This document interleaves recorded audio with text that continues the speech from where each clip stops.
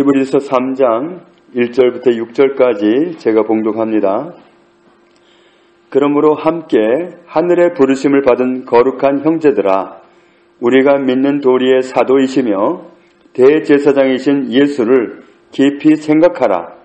그는 자기를 세우신 이에게 신실하시기를 모세가 하나님의 온 집에서 한 것과 같이 하셨으니, 그는 모세보다 더욱 영광을 받을 만한 것이 마치 집 지은 자가 그 집보다 더욱 존귀함 같으니라.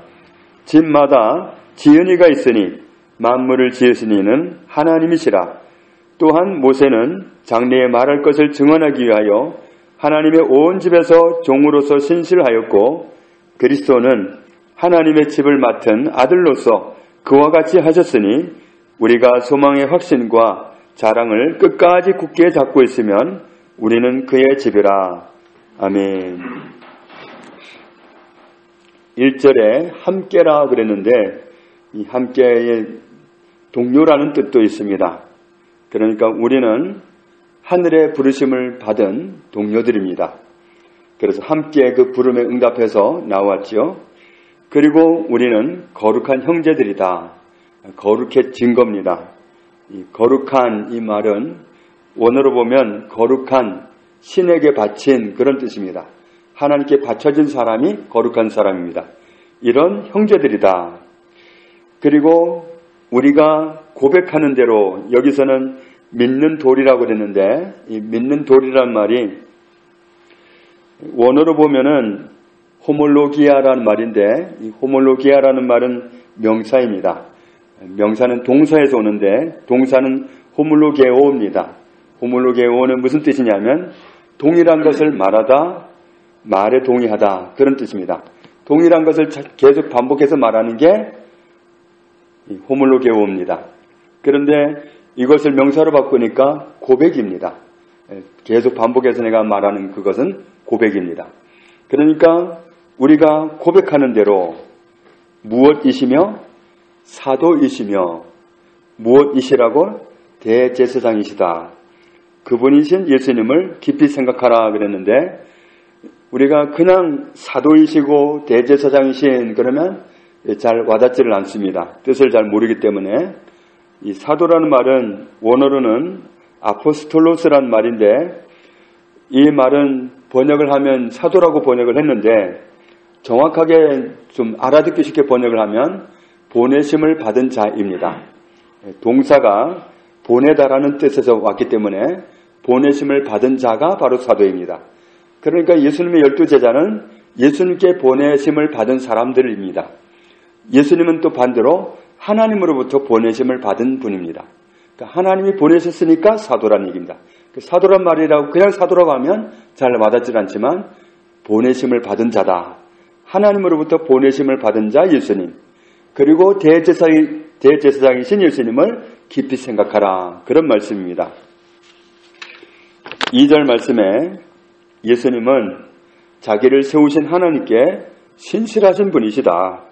신실하다는 건 믿을 만한, 신뢰하는, 신임하는, 믿는 그런 뜻이 있습니다. 그래서 어떤 번역 성경에는 충성스럽다 이렇게도 번역을 많이 했습니다.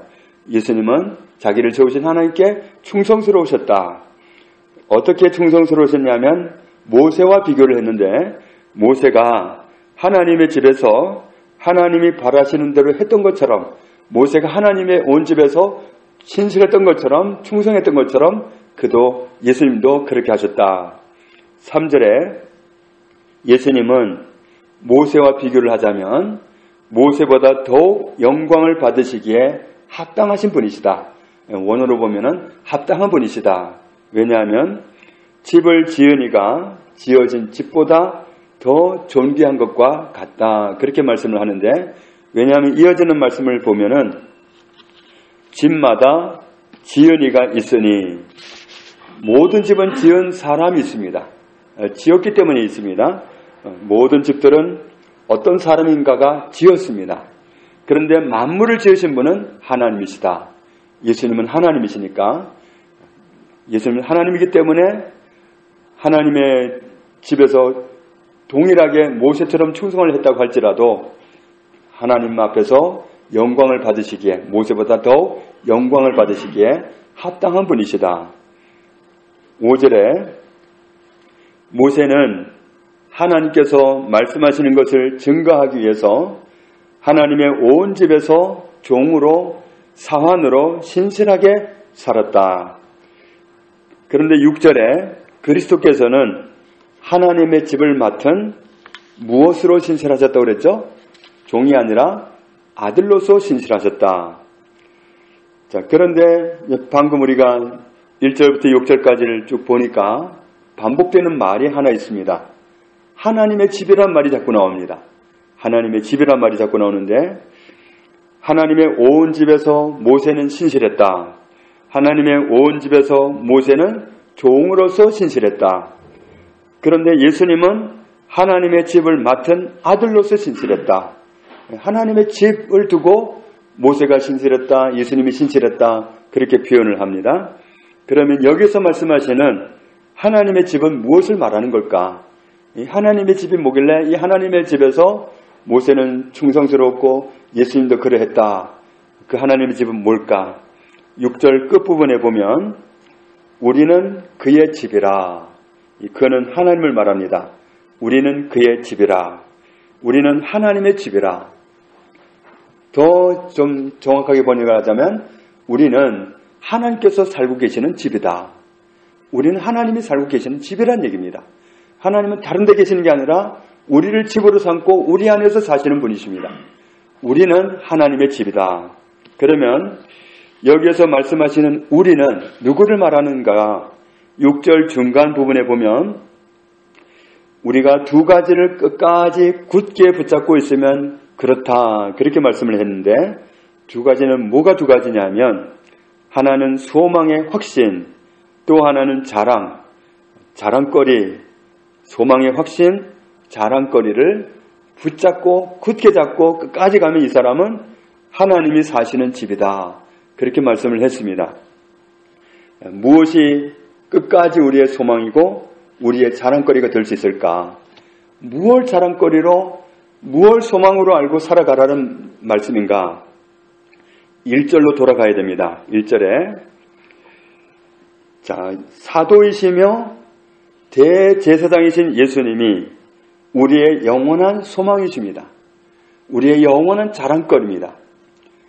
왜냐하면 이 사도라는 말이 그냥 사도라고 하면 어려운데 보내심을 받은 자거든요. 나를 구원하기 위해서, 나를 살리기 위해서, 임마누엘 하기 위해서 하나님으로부터 보내심을 받으셨을 때에 예수님이 거절하지 않고 오셨습니다. 거절하지 않고 오셨습니다. 십자가에서 제물이 되실 때까지 주님은 도중에, 중간에 힘들어서 못하겠다, 그리고 포기하지를 않으셨습니다. 우리를 위해서 죽기까지 하나님께 복종하셨습니다. 그래서 예수 그리스도는 그런 정말 희생을 통해서 우리를 살리셨습니다. 우리를 영원히 살게 하셨습니다. 이제 지옥과는 상관이 없게 만들었습니다. 사탄과 관계를 끊어버렸습니다. 사탄의 종로를 타고 무서워 떨고 정말 이사를 가도 그냥 마음대로 못 가고 물어서 가야 되고 손 없는 날 잡아서 가야 되고, 그래서 날 잡아서 가놓고도 무슨 어려운 일이 있으면 우리가 이사를 잘못했나 그러면서 불안에 떨면서 살아가야 되는 사람이 바로 우리들이었는데, 그런 것과 아무 상관이 없도록 예수 그리스도께서 구원하시기 위해서 오셨는데 하나님의 보내심을 받고 오실 때에 거절하지 않고 오셨습니다. 오셔서도 우리를 구원하기 위해서 모든 과정이 있었잖아요. 십자가를 앞에 두고 정말 그 시간이 임박해 올 때마다 주님은 땀방울이 핏방울이 되도록까지 정말 진액을 뽑아내는 기도를 하시면서 하시는 말씀이 내가 죽겠다. 정말 그 고통을 그렇게 표현하실 정도로 얼마나 고통스러운 시간이었는지, 그러면서 아버지께 정말 이 잔을 내가 안 마셔도 된다면 거두어 주셨으면 좋겠습니다.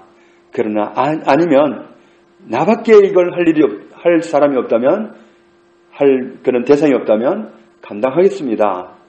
정말 지고 싶지 않은 십자가였지만 주님은 도망을 가시거나 뿌리치거나 그렇게 하지 않으시고 끝까지 견디심으로 우리를 구원하셨습니다.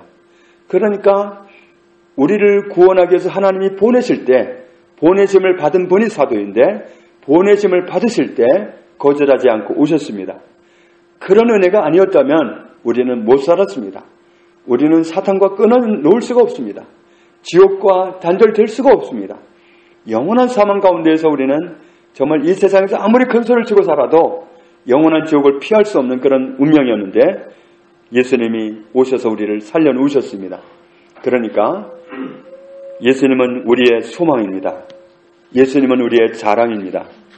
그래서 예수 그리스도를 날마다 소망으로 붙잡는 사람, 예수 그리스도를 날마다 자랑으로 붙잡는 사람, 이런 사람은 하나님이 사시는 집이다.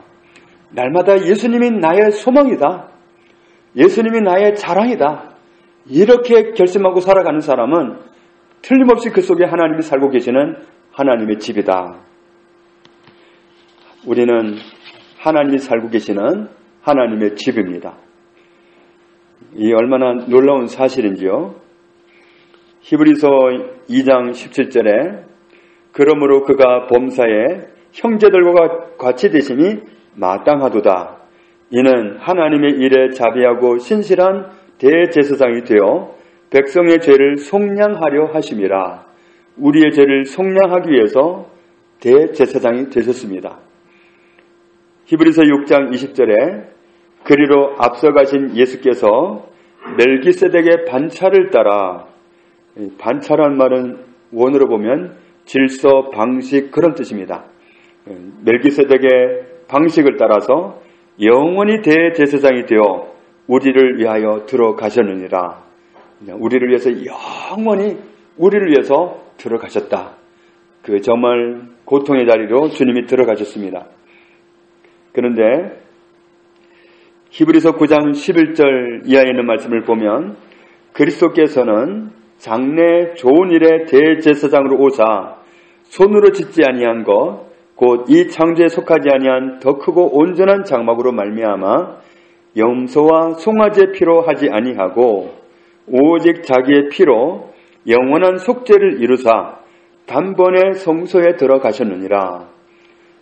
당신이 대제사장이시면서 제물은 뭐였냐면 제물은 자기 몸이었습니다.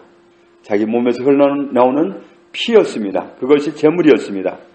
히브리서 10장 10절에 이 뜻을 따라 예수 그리스도의 몸을 단번에 들이심으로 말미암아 우리가 거룩함을 얻었노라. 예수님이 그 자리에 서셨기 때문에, 대제사장이 되셨기 때문에, 희생양이 되셨기 때문에, 희생제물이 되셨기 때문에 우리는 거룩함을 얻었습니다. 주님이 우리를 위해서 그렇게 하신 목적이 있습니다. 데살로니가전서 5장 10절에 예수께서 우리를 위하여 죽으사 우리로 하여금 깨어있든지 자든지 자기와 함께 살게 하려 하셨느니라. 밤낮으로 자든지 깨든지 함께 살기 위해서 주님이 그렇게 하셨습니다. 그렇게 살기 위해서 해놓고 우리와 안 사실 리가 없습니다. 하나님은 우리를 살고 계시는 집으로 삼고 우리와 함께 살고 계십니다. 예수 그리스도의 희생을 통해서 우리를 구원하시고 그렇게 하셨습니다. 사도로, 그러니까 보내심을 받은 자로서, 그리고 대제사장으로서 우리를 구원해 놓으시고 하나님과 영원히 사는데 하나님이 나를 집으로 삼고 거하시도록 우리를 그렇게 은혜 가운데 살게 축복해 주셨습니다. 우리의 소망, 우리의 자랑은 예수 그리스도입니다. 예수 그리스도를 날마다 소망으로 자랑으로 붙잡고 하나님이 사시는 집으로 살게 된 그 은혜를 영구히 누리는 저와 여러분 되시기를 주님의 이름으로 축복합니다. 하나님 아버지 감사합니다. 보내심을 받으신 분 예수 그리스도, 우리의 죄를 대신 해결하시기 위해서 자기를 제물 삼고 하나님을 만나셨던 대제사장 되시는 예수 그리스도, 예수님을 통해서 우리를 살려주시고 하나님이 살고 계시는 집으로 삼아주신 것 감사합니다. 우리는 하나님의 사시는 집입니다. 하나님이 내 안에서 항상 살고 계십니다. 이 사실을 우리가 한순간도 잊지 않기를 원합니다. 함께 살고 계시는 하나님과 날마다 친밀한 삶을 열어가도록 복을 주시고 하나님의 은혜 가운데 사는 저희들의 평생이 되도록 축복하여 주옵소서. 예수님의 이름으로 기도합니다. 아멘.